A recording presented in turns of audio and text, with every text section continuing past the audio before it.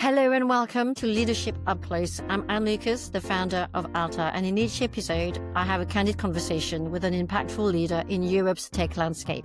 They've got the t-shirt, they've got the scars, and they're here to share their insights and maybe even their secret sauce.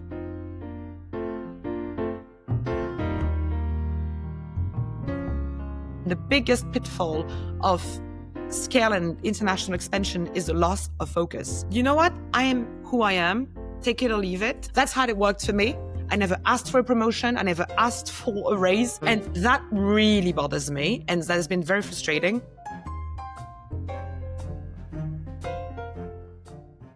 So today we're going to talk about what happens when growth meets constraints. How leaders find balance when the focus shifts from more to better.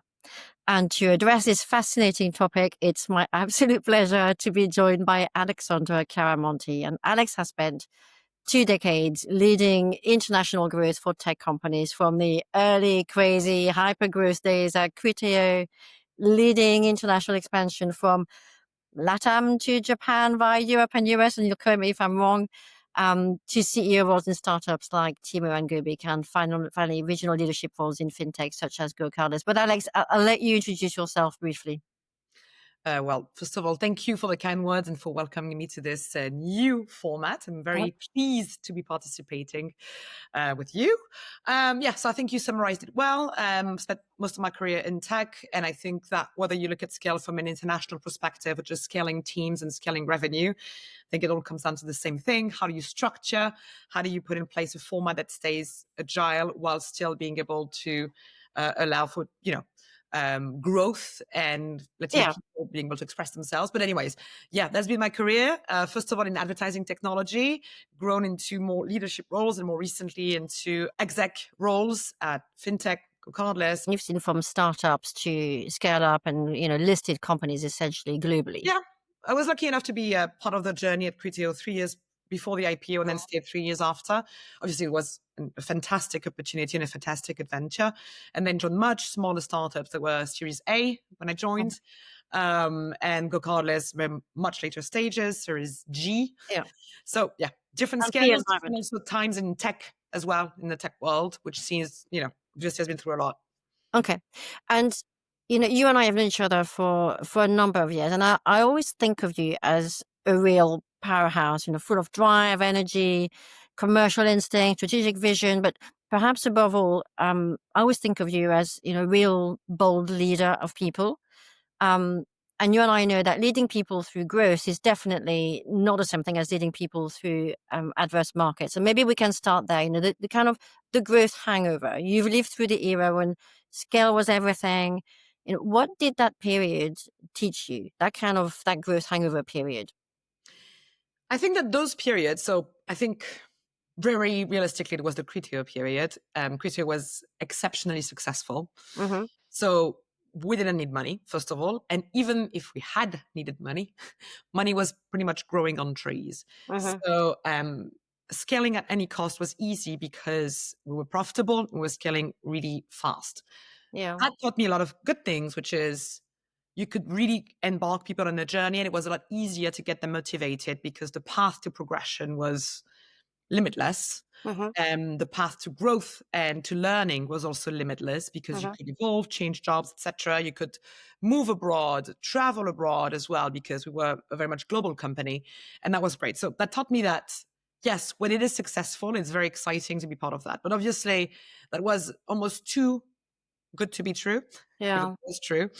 But it was a much more of a learning experience when you start struggling for different things, and when the path to progression is a bit more limited, or you need to be, to make sacrifices, or when performance accountability becomes much more the leading topic. And obviously it's a different way to navigate through that. And so the growth hangover, I think, is positive in a way because it allowed me at least to reevaluate what was really the key and how you can navigate that and be a bit more strict and a bit more tight on performance management while still trying to be, a human leader, trying to be inspiring and trying to give people opportunities and to keep them motivated even through tough times. And so, I mean, I was going to ask you about how your leadership changed, but you kind of answered that. But in terms of, and that's a really good point about performance, accountability and ownership, how do you then, particularly in a very international environment, when decisions, when pipelines are shared across regions and function, how do you drive accountability in something that is large and decentralized? How do you sort of make that happen? It's a mix of different things. I would say I would lead, and I still do, hopefully, with Mhm. transparency as to what works, what doesn't work. And so I think performance accountability starts with transparency as to this is good, this is not good enough, and therefore we need to change. Once we've established that, is I always start, particularly in a commercial function, which is what I've been doing most of my career. What does the client want? At the end of the day, you're here to provide service and to provide value to a customer. So that's what the client wants. And so how do we structure the teams? I think depends on what the client wants ultimately and what therefore enables us to unlock the maximum value for the client. So Mhm. through international organizations, I can think of a few examples back in the day at Criteo where we had global accounts and I was in charge of that team, where you had global accounts that were managed completely centrally because clients were managing it centrally as well, or Right. completely Okay. decentralized when someone in my team harmonizing the way we dealt with them in a way Mhm. that was much more mirroring the organization of the client. And so Mhm. that's how we try to be a good service provider, by trying to adapt as much as possible to the organization of the Mhm. client while still respecting some sort of framework. At the end of the day, it goes back to transparency and accountability. And so you need to be super clear as to what are the targets for each individual participating into the account. Try and be as fair as possible. It does mean double counting, which no one Mhm. likes, but sometimes you need to be a bit more flexible on that so that you provide the best outcome for the company and for the client. And when um and I suspect, I mean, this is perhaps more good cardless, but how do you then, and as a local or regional leader, Yeah. how do you become that bridge, which is there are imperatives, there are priorities, there are KPIs, strategic plans that are central, that are at HQ, and you're the person who then needs to make that happen in your region. What does what does it take as a leader to be that bridge between central organization and objectives and what you need to make happen in your region with a team that essentially becomes your family? And I know you had that kind of family unit in Go Cardless that had to also work within an Anglo-Saxon HQ in London. Yeah, I think it goes back to some sort of cultural aspect. And Mm. if I can be completely honest and transparent, sometimes it requires being a bit bipolar. So, um, in the sense that the way I see it is that, of course, I'm going to hold the team accountable to the numbers. Mhm. I saw my job as being a shield Mm. from the pressure of, you know, the board and the general constraints, knowing and understanding the local needs, whether it be cultural or even Mm. business related, providing a safe space for that was being quite of direct. Like I try to be, and I've been called this way, tough but fair. And I Mm. think this is how I made it work, at least for when I look back at the French team at Go Cardless. Yeah. Um, being super close to them, understanding really the daily needs and trying to like hold them accountable, but giving them the free space. Like, look, guys, this is what Mm. I need you to achieve. Do it your way. I don't care. And I will protect you. But Mhm. do it your way. As long as the numbers come in, I'm okay with you not following exactly the playbook or the rules. And I Mm. think being able to understand what each market needs and what your leaders need and providing that space for them within a certain framework, within certain clear KPIs, I think it was at least what has worked for me. And Mm. to your point, what has made me close to my teams, I would hope, because it's not one size fits all, but Mm. it's the same company, it's the same product. You have overarching principles and rules, but you need to keep to be able to provide a bit of safe space Yeah. and freedom and agency to your local leaders to build that trust, to be able for for them to be feel motivated, to feel Mm. empowered to do their best job. And can we just touch a little bit on sort of opening new markets, Yeah. sort of the international expansion, which I know you've done at Criteo, and it's a very different context than what you had to do at Go Cardless in Europe. The market was different, different pressures from investors, different markets to be opening, different regulations. Of course, Go Cardless being a financially regulated business.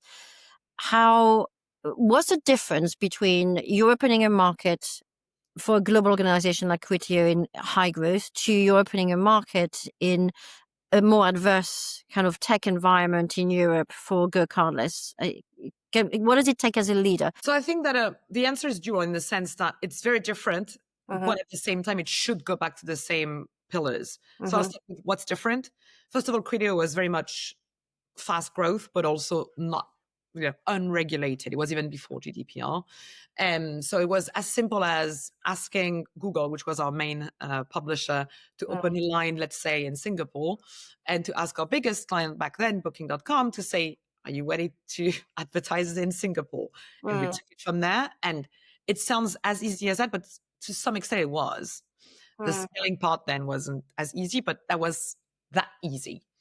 Go Cardless, obviously, as you mentioned, is a regulated activity. So depending on each country, you have different regulation. Even though there's a kind of for European structure, it's not as easy as that. And it's costly as well, much more costly to open a new geo.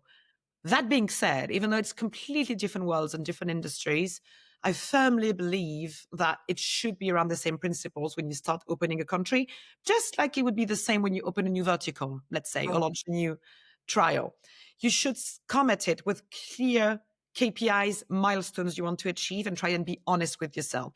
I've seen that in countless times at Criteo, as well as other places, where it was working so well. Let's open the whole world, open the gates, and not being very honest with ourselves as whether this was the right time, whether we had done the right due diligence in a country, because you might have different financial structure, which means that the money is locked in the country, for instance, that we didn't really look at.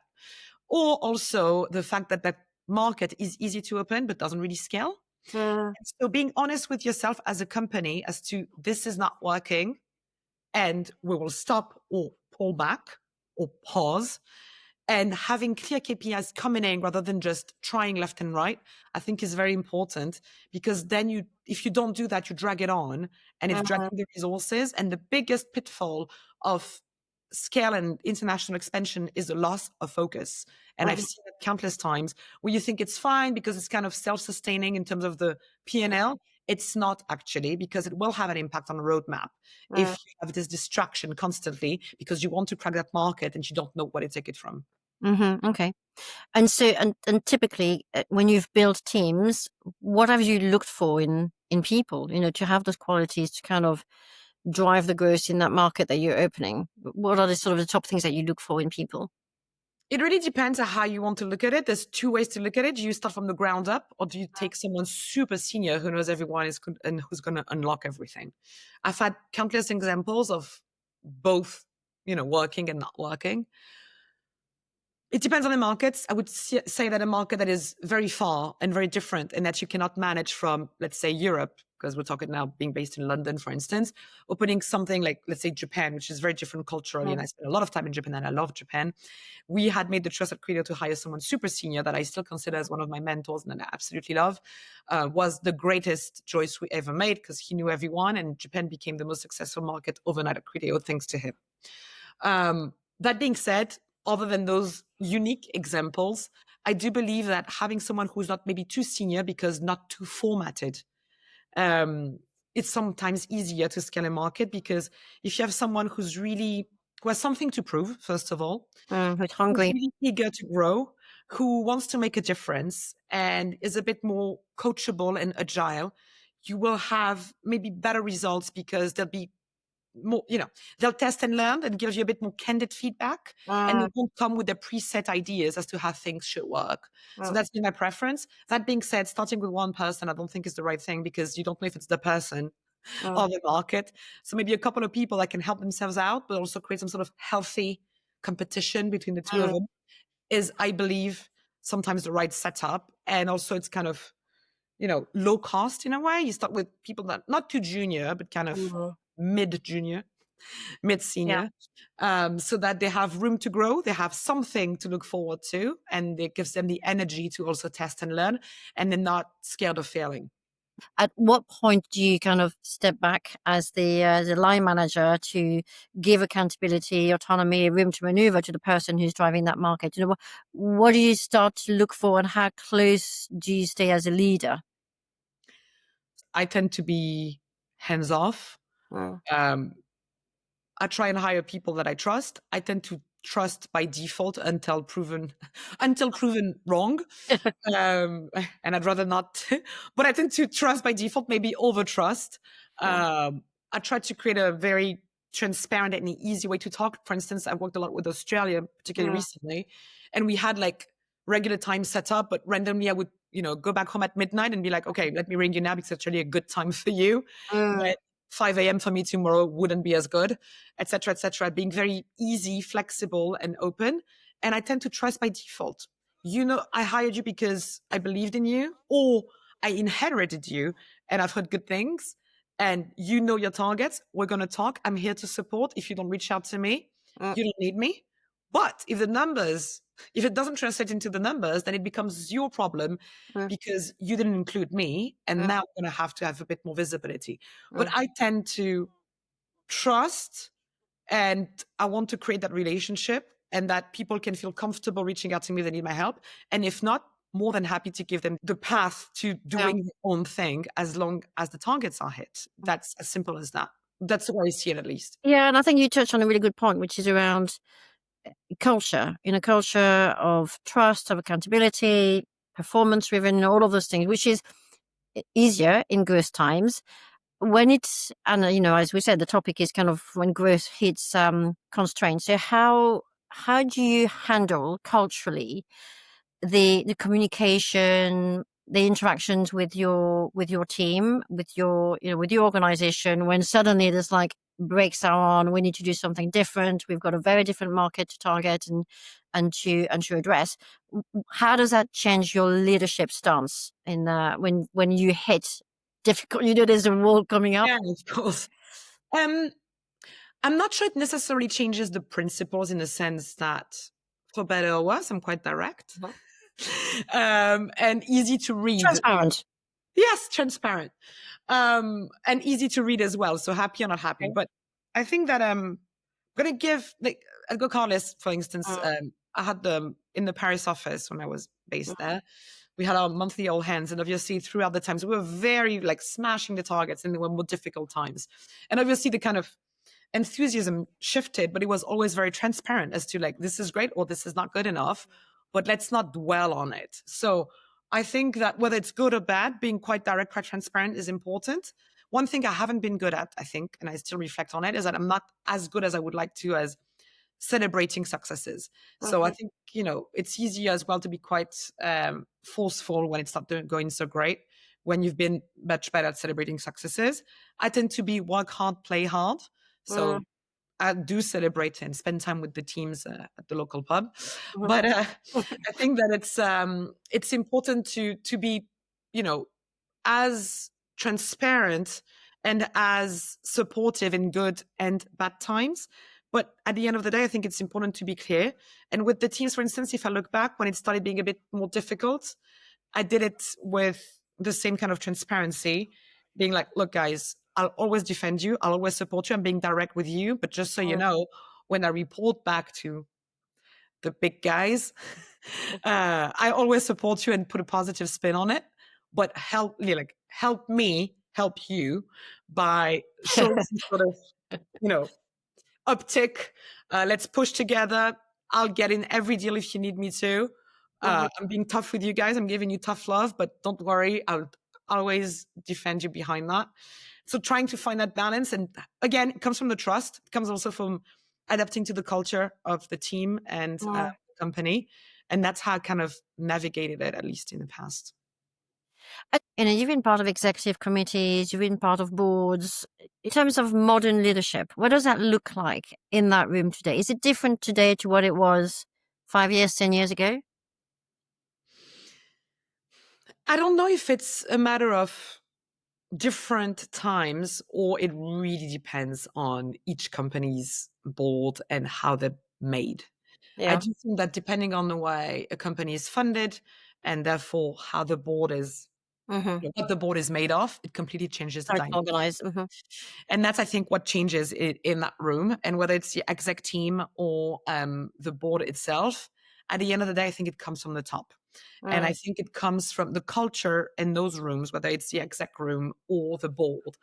I think comes from, at the end of the day, the CEO, the person who's still the like figurehead, and Mhm. how they want to, they lead by example. And whether you like it or not, it's that person who kind of sets the tone for the rest of the company. And Mm. so what happens in those rooms, I think, is driven by that leader and Mm. the ability to create cohesion, to create a safe space or not. I'm not saying that it's always something that happens or not. It might change from one board session to another, but I don't think it's changed necessarily with time. I do think it's how you create that space. And I've seen every example of people being very aligned, other not being at all, and also, you know, conversations where it was very open and very easy to kind of have a heated conversation, but a constructive one, from Mm. the opposite, where even no one talks, Mm. really constructive. No, that doesn't add any value. Mm. No. And I've seen that too often, in my opinion. Or you talk, but everybody like is talking about the thing, but not really listening to the other, or not weighing in and just like, not my topic, I don't care. Or Which coming is with an agenda, so exactly. yeah. I think that what's important, what I've seen at least, besides the mood, besides the timing, is whether it's your topic or not, when you become an exec or you're part of the board, you need to weigh in and to start looking into those different topics, even if it's not Mm. your area of expertise, because Mm. that's what you're expected to as an exec rather than just your commercial leader or something like that. Yeah, I mean, that's really interesting. In fact, somebody I was talking to the other day who was saying that you need to have that constructive conflict in the boardroom. If you're not going in that room to try test some ideas, some principles, some strategies, but coming out with, we are aligned, we agree to align and make that happen. Mhm. There is no value add really in the boardroom. Do you think? I mean, I've got my own point of view of this, but I'd love your perspective on. Do you find it's different if the CEO is a founder or not? I have many opinions on this. I do We think can edit this out if we need to. that's fine. As I said, I'm pretty transparent, so nothing will surprise anyone, I think. Mm. Um, I think it is very different for good or, for better Mm. or worse. There's good and bad in both cases. Mm. When you're the founder, it's your baby. There's something about that connection with the company that is unique.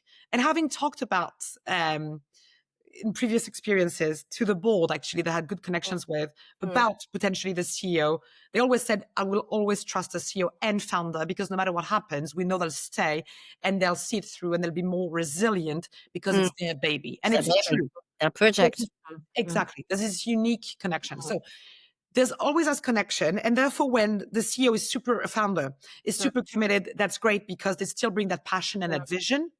So that's the really good part. Mhm. And that can, help you go through everything if they still have that passion.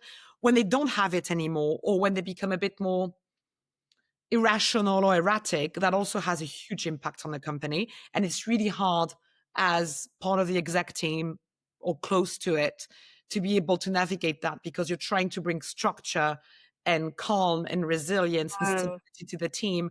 And you have someone who's kind of spinning. And it's your job as an exec to kind of corner them in a sense that it doesn't impact the rest of the company, but Yeah. depending on the size of the company or depending on the personality of said person, it's not always as easy. And that's what becomes a bit hard as an exec or a leader trying to navigate the two worlds.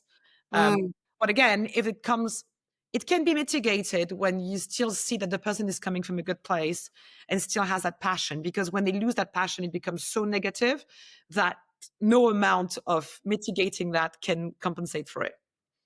But it's interesting because again, that means your role becomes shielding. You're protecting your organization, the company, because the culture will filter down from the top, particularly if it's a founder or a group of founders. Um, it, and we've seen this time and time again. It's as the company scales, the culture, if it's founder led, doesn't really evolve. It's the founders are not going to change the way they operate. They're not going to change how they're wired, but they do need buffers around them. They do need people to maybe to coach, to mentor, but also to kind of translate and to protect the rest of the organization, particularly in difficult times. No, Uh, I think just to kind of piggyback of what you just said. Mm-hmm. I think that at the end of the day, talking about CEO and founders, or generally leaders, Mm-hmm. there's always a tipping point where it's like, do I start sharing some of the leadership and accept that I'm going to have someone that will bring a different view, but Mm-hmm. hire them for that? Or do I still want to do everything myself? And it doesn't have, like, there's no right or wrong answer. But I think that it's important that whether you're a CEO or founder, to ask yourself that question before doing it, because it is hard. I think it's hard with your baby, but at the same time, sometimes you reach a point where you need to start diluting that power and that responsibility because you can't Mm-hmm. be everywhere all at once. And I think it's a very interesting thing that we see in every company, and I've seen in every company. And there's not a perfect answer, but I think it's important for all of the founders to ask themselves this question, because you always reach that tipping point. And when is really that tipping point? And when are you comfortable doing that? And when you do that, really be comfortable with the fact that you're accepting that new person in and being able to give them that support and that space to, Mm-hmm. to potentially, to your point, positively conflict, positively Yeah, challenge you. constructive conflict because you need that kind of sparring group of leaders around you, Yeah. and particularly if you're a scaling business, you're a founder, and you've started to hire some high caliber C-suite leaders. There is always that point of I need to let go of some of my scope, some of my role has to be delegated to somebody else because you've hired great talents. You have to give them room to maneuver. You have to give them autonomy and trust them that they'll do the best thing for your business. And you have to trust them to create the culture that you want to create as a company scale. So it becomes that kind of role it evolves from I'm the founder and I have, in a sense, control over everything to I hire someone like you and I need to delegate all of that to you and create that kind of relationship. How do you manage that when you need to push back to get just a little bit more autonomy to make sure it's the right thing for the business, it's the right thing for your remit in the business? How do you push back with the board, with the exco to make sure that you have autonomy, whether it's around I need more P&L, I need to have the right stakeholders, with scaling. How do you do that? That's the secret sauce in a way. You're transparent, you're bold. How do you make that happen? I think there's two things. First of all, I try to not ask for stuff before I've proven myself.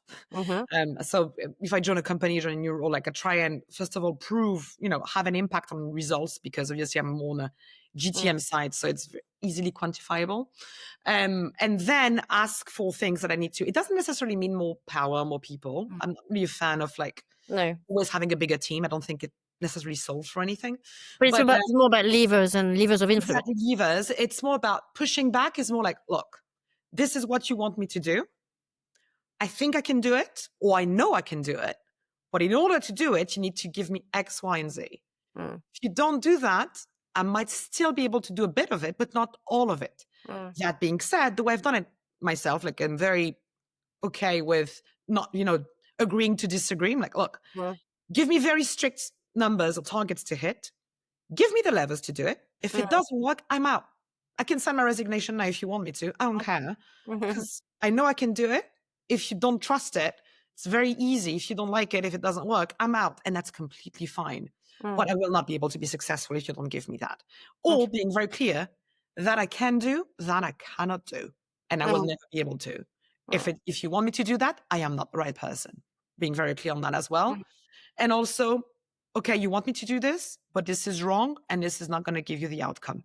mm. So, Transparent. And then we can agree yeah. to disagree. And then it's on me to say, okay, I'm still going to do it because, okay to try, or it's too far from what I believe in and my values, or where I know 100% we're going to hit a wall, I will push back harder. So clarity of objectives, deliverables. So you know exactly what the measure for success is going to be, and it needs to be realistic, right? So I mean, those are some of the basics essentially, but it's important to hear. It's important to mention. It's important to say, I need. This is what I need. This is how I'm going to make it happen. Um, but yeah, clarity of communication. What happens then when you've got those objectives, you know what success is going to look like, but you need to pivot. The organization and the go-to-market, the strategy is not the right one, and the pivot needs to happen. And I know you've been through that. What What does that look like? If I try to look back at when I first joined Go Cardless, overseeing Europe mostly, at the end of the day, what I was given as a mission was to hit my number. Mm.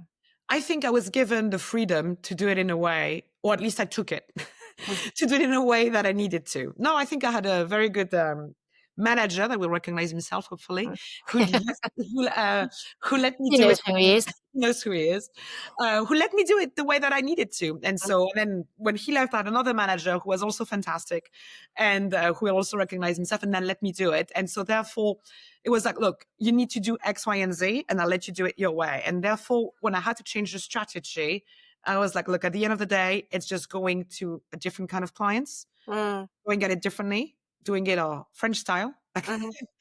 And that's fine as long as I hit my numbers, and I did. And then that gave me even more freedom to do it. So how do I change the strategy?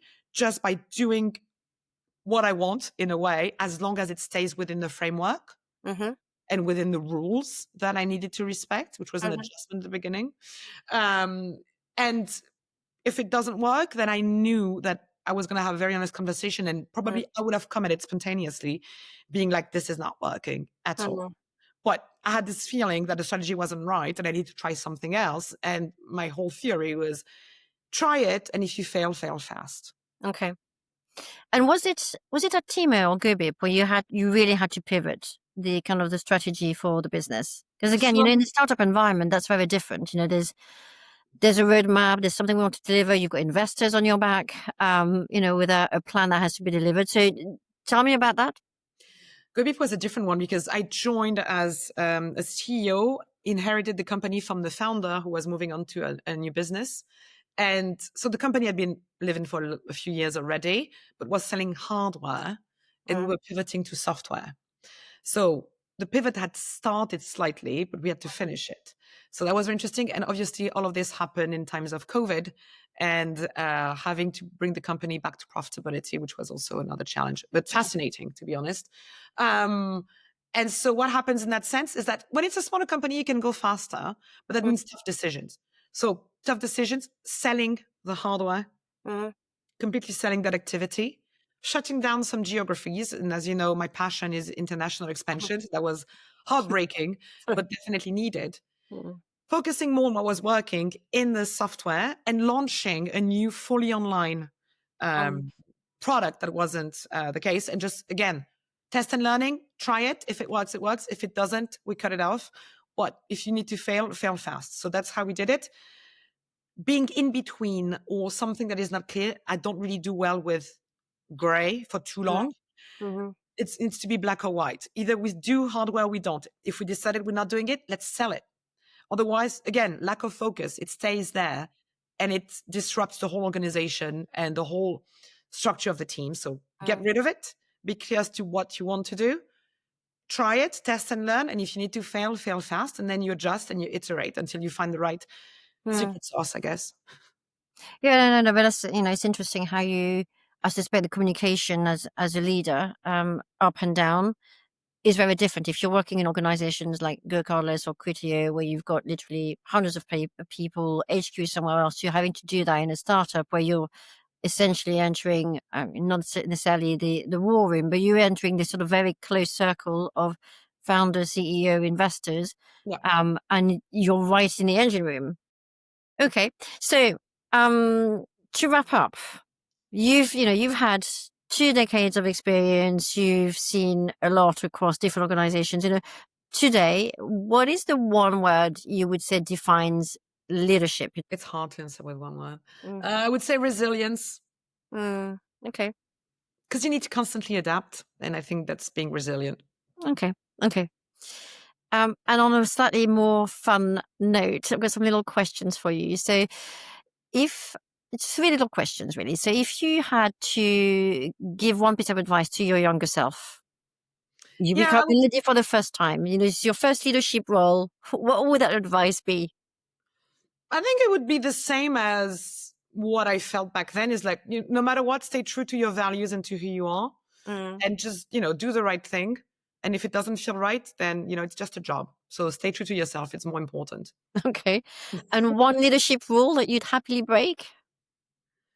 Ah, and everyone has worked with me will know this. I think that, we have the image of leaders being kind of cool, staying composed, Yeah. not being too emotional, keeping a healthy distance. That is not me. So I break that rule constantly. I'm way too close to my teams. I overshare. Hate it or love it. Transparency, the door is open. Yeah, definitely. Finally, if leadership had a soundtrack, what song would be yours? I thought about this, honestly. And I'm going to answer it differently. It's not Okay. specifically about leadership, but being a female leader. Okay. Okay. Yes. Interesting. And hopefully that will make you smile. But I've become a Swiftie this year, so much later than everyone else. And I'm way too old to become a Swiftie, but whatever. I've become a massive Swiftie. So I Uh-huh. will go with The Man by Taylor Swift, Yeah. that I absolutely love as a song. And I think there's a whole aspect to it about leadership and being a female leader and being a boss leader and being, who you are without being Yeah. called different names. Okay. Can I ask one more question? Let's talk about that for a second. What is it like to be a female leader in the world of, tech in Europe globally? What is it like to be a female leader like you in the businesses that you've been in? It's a good question that I've been asked a few times, but it's Mm, hard to answer in a very neat way. mm, I've tried to not think about it. I try to not think about myself as being a female, blah, blah, blah, or yeah. whatever else that defines me, um, Mhm.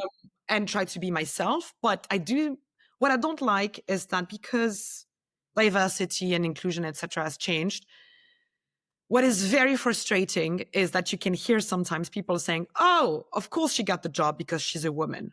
No. Right. Mm, And that really bothers me. And that has been very frustrating. I try to not overthink it because I know that numbers speak for themselves. And mhm. every time I got promoted, it's because I smashed my target. It's easy as that. I'm a commercial leader, Yeah. but that's been incredibly infuriating. And I try to not engage when I hear this kind of stuff and not get in my head as well. Mm. So I don't have to apologize. So that's how I feel as a female leader. But does it ever come into your head, I suspect I know the answer to this, does it ever come into your head when you're in that boardroom, that exec room, you're gonna make an important point and you feel you're maybe the only woman in the room or the only, whatever defines you in the room? Does that ever come into your head, or you just go, "This is my role. I am, Alexandra, I am CRO, CEO, GM."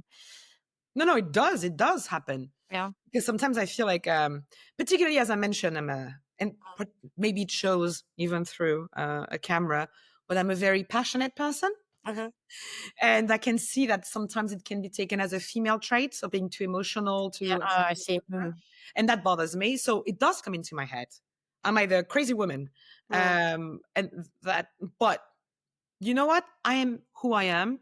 Take it or leave it. So it does come into my head. Of course, I'm mm, human. That how am I going to be perceived? Is it going to be put down to, oh, she's a woman, therefore she's a bit crazy? But I try not to think about it and to have results speak for themselves. But I do think sometimes that I'm like, we don't understand each other. When you yeah. have particularly the whole other end of the spectrum, you have sometimes like a very composed engineering type men. Uh, Even though sometimes we can find a way to Mm. communicate, sometimes I feel like we're completely different species and it's hard to have a conversation where we meet halfway. Do you think that's changed now? What it is today compared to what it was when you started in your career? Do you feel that we're in a better place for women in exec roles? No, if I'm completely honest. I'm sorry to say No. that, but no, I don't think it is because the fact that it's still a topic means that it's not. And what I see around myself, and the people that I've seen in my career, Mm, I don't think it's much better. I don't think there's a higher rate of women being leaders. I don't think they get treated much better. And I think actually right now, particularly this year, we're going back on everything related to diversity and inclusion, not just for females, for everything. no. Mm. So no, I don't feel particularly optimistic, or I don't think it's necessarily better. Sorry, it's not very. So, so if your advice to your younger self as a woman, is it still resilience, or do you think there's also something else that's required to achieve your potential? in your career? Resilience in a sense, like stay true to yourself as well. Stay true to yourself, because I've never used or being a woman, or never thought of myself being a woman. Mm. And it's like, do the best that you can, stay true to your values, Yeah. and hopefully it will come to you. And if it doesn't, then it's not the right environment, and you need to change until you find that environment. That's how it worked for me. I never asked for a promotion. I never asked for a raise. Really, seriously, I never did. Mm. It's just like the work started speaking for itself. Let the performance speak for itself and the success speak Exactly. for itself. Is there just, I mean, final question, and then we'll have to wrap up. Is there anything that was particularly helpful to you in your career that you said, that for me as a woman, that's really helped me to be successful, to position myself? I mean, it might be, someone you've worked with, or for a colleague, I don't know, someone in your team, but is that something specific that's really been helpful to you? Well, I will say that I think I've been lucky, but it's also, as I said, finding the right environment, that I found men who are my managers or peers, or, much higher managers, that gave me the space. And I never felt like I was a woman or the woman in the room, but who really took a liking into me, and like, oh, I see potential in her, and I'm going to give her the space and the voice in spite of her strong opinions. And I was lucky enough to have that a few times around my career, starting at Criteo. He'll also recognize himself, and different times across my career, that I've met great people, happen to be men as well, because obviously there's more men in those roles, that gave me the space. And I never felt, and I felt that I could be myself, with, the good and the bad. And that wasn't a showstopper. So that, and I think, so it's a message to the men who have those roles to keep doing that. And that's great. Obviously there's plenty of them, and it's fantastic. And I try and do that for anyone as well. Now that it's more of my role to do it as well. And sometimes people say they tend to be men who have, let's say, female qualities. They kind of the Athena kind of male leader. But I think knowing the people you're talking about, and I know you, I know your reputation. I know actually that's not the case. I think it's more about who you are and the results you've achieved, the success, the performance. It speaks for itself. So therefore people do give you the accountability, the room to maneuver, the autonomy, the space to be who you are and to carry on achieving great results. Because if you're achieving great results, everybody's winning. I think you adapt to your audience as well. So regardless, it's a different topic. But when I look back at Criteo, and hopefully he recognized himself as well, we, I think, connected because we were a tough, opinionated person. And I think that was the tough love that worked for him and for me. When I started, and I was like, look, I want, like, you're giving me this job. I know it's a big one. You're telling me very clearly, like, I cannot fail, basically, or I can, but I'm out. And I'm telling you, yes, give me it. I'll do my best. And I'm happy to pre-sign my resignation. And I was, I did that. I said that. And I was 27 back then. And I think that what worked with him, because we were kind of similar in that sense. And it's about adapting to your audience as well. But still gave me a shot, because immediately it was like, okay, you're going to Brazil, you're opening up the office there. And he gave me all of the opportunity and the leeway to do that. And I was 27. Not everyone does that. So, and it's not someone, I mean, maybe he has some qualities. I don't think so, but, it's different people that I've seen. And it's about just being honest people that are ready to trust you. And yeah, you have to maybe to, win that trust, gain that trust, demand that trust. But it's also having those people that are open-minded, and sometimes just having an honest conversation with them will do it. Yeah, someone who, I mean, you're a Swiftie. I'm going to quote Lady Gaga. All it takes is one person in the room to believe in you. But it's true, for you to have that opportunity when you were 27. I mean, I think that's amazing. It showed that somebody really believed in you, were prepared to give you the chance to run with it. And what a boost of confidence for you, to have taken that, to go and deliver it. It kind of defines, I mean, I think that's probably where it defined the rest of your career, because you've gone on from strength to strength from that. You go from 27, nice platform, you've delivered, and then it just opens up a realm of opportunities and possibilities for you within that organization, but also in other organizations. I can't wait to see what your next chapter is going to be. Really, I know you're going to do fantastic things. So I can't wait to see what that's going to be, and I hope, I'm going to see you somewhere as a CEO and being the bold and great leader that you always are. Oh, thank you so much, Anna. It's been a lovely conversation, and I cannot wait to see as well all of the wonderful things you do at home. Well, yes, exactly. We'll be comparing notes.